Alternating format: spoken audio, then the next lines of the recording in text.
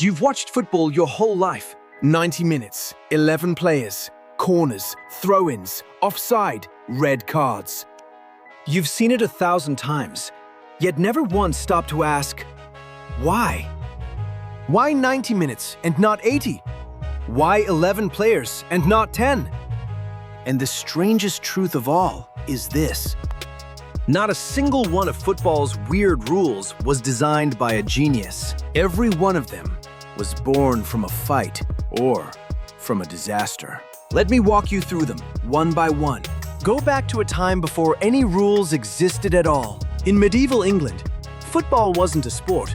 It was pure chaos. Whole villages played against each other, kicking a ball across the fields, with no fixed number of players and no lines.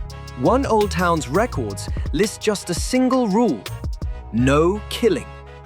Everything else was allowed. One legend even claims the very first ball was the severed head of an enemy. True or not, nobody knows. But it tells you one thing. This game began as something brutal. So how did a game with no rules ever become an organized sport? The answer is because of one enormous argument. In the mid-1800s, football was played in England's boarding schools, but there was a huge problem. Every single school had its own rules. Some let you catch the ball, some banned it, and some even let you kick your opponent in the shins. So when boys from different schools met at university, they couldn't play together at all because their rules never matched. In 1863, representatives from several clubs met at a tavern in London. A man named Ebenezer Cobb Morley sat down and drafted a common set of rules, founding the Football Association, the FA. But that meeting ended in a furious fight. There were two big questions. One, should you be allowed to carry the ball and run? Two, should you be allowed to kick shins? One side said that was the heart of the game. The other said it was far too savage. In the end, they couldn't agree. The clubs that insisted on carrying the ball and kicking shins stood up and walked out of the room. And that was the exact moment football and rugby split apart forever. The first rule you always wondered about: why you can't use your hands in football? The answer isn't that someone decided it was better. It's that some men stormed out of a room in a rage. Now, why 90 minutes? In the early days, there was no set time at all. Some games dragged on for hours, making it almost impossible to schedule a match. The turning point was 1866, a game between a London team and a Sheffield team.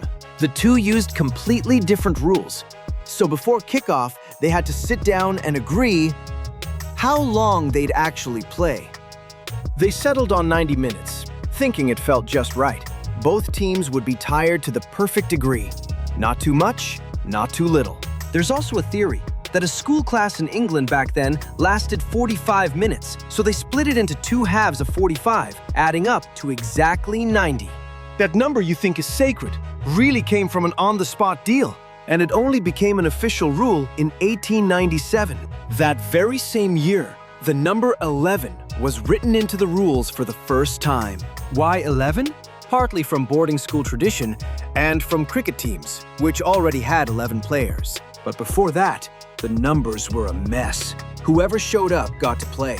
A record from 1863 tells of a match where some players never turned up, so they had to grab replacements right there on the spot. And you know what? That was the very origin of the substitute you see today. Now we reach one of the strangest rules of all, the throw-in. You probably think it's totally ordinary, but the early throw-in rule was absolutely bizarre. When the ball went out of bounds, the throw didn't go to the opposing team. It went to whoever ran over and touched the ball first, no matter which team they were on. Picture it. The ball goes out, and players from both teams have to race each other to touch it first, just to win the throw. On top of that, early throws were taken one-handed, while Scotland used two hands.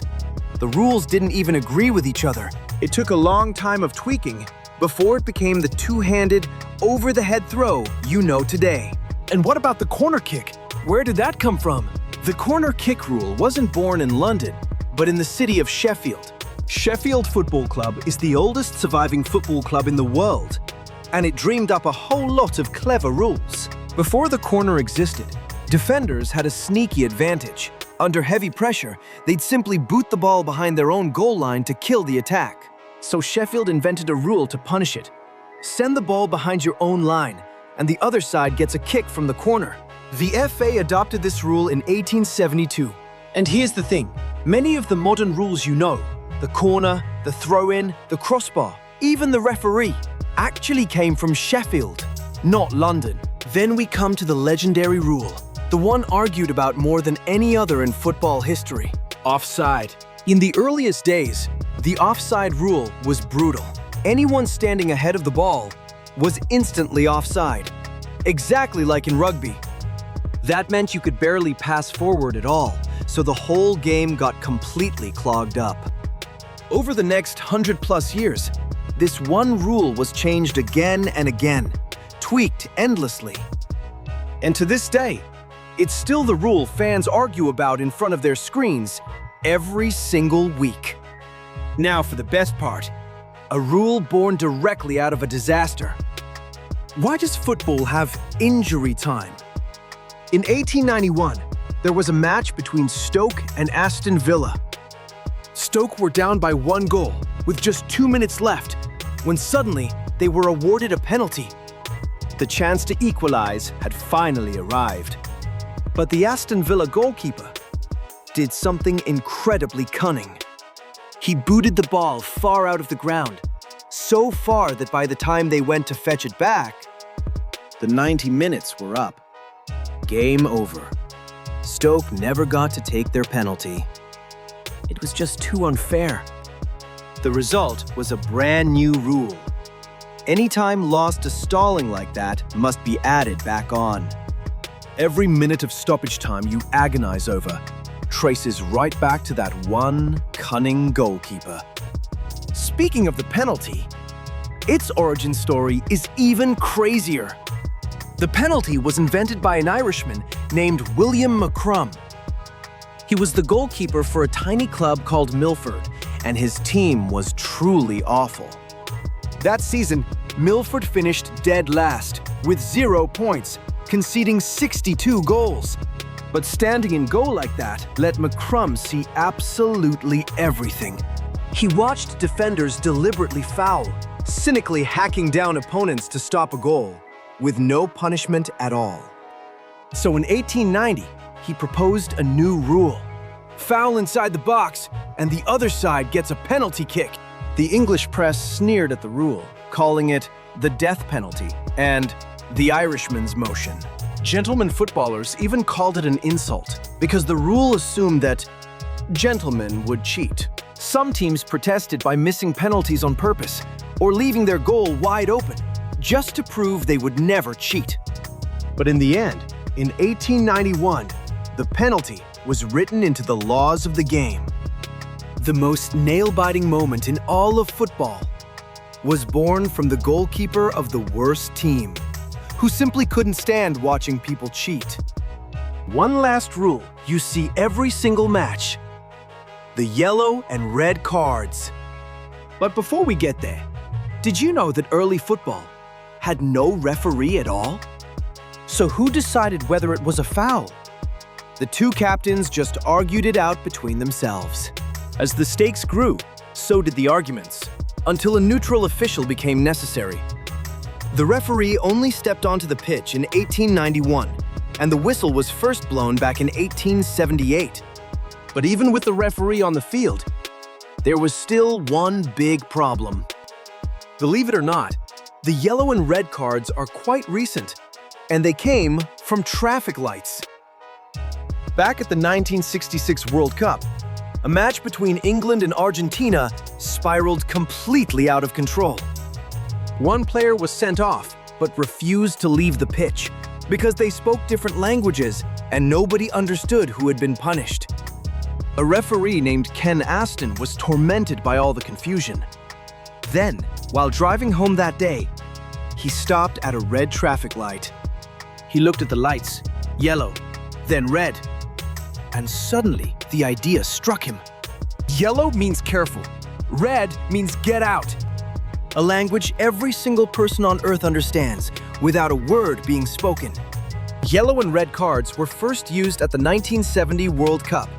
And today, they're in every stadium on the planet. Let me close with something that will genuinely stun you. The word soccer, which so many people think is an annoying American word the British can't stand. The truth is, it's actually a British word. It comes from association football. The English took the sock from the middle and tacked on an ending, turning it into soccer. The English coined the word themselves, and then later abandoned it, leaving America to keep using it. Even the name of the sport has a twist hidden inside it. So, the next time you watch football, 90 minutes, 11 players, the throw-in, the penalty, the red card. Just remember, not one of them was designed by a genius.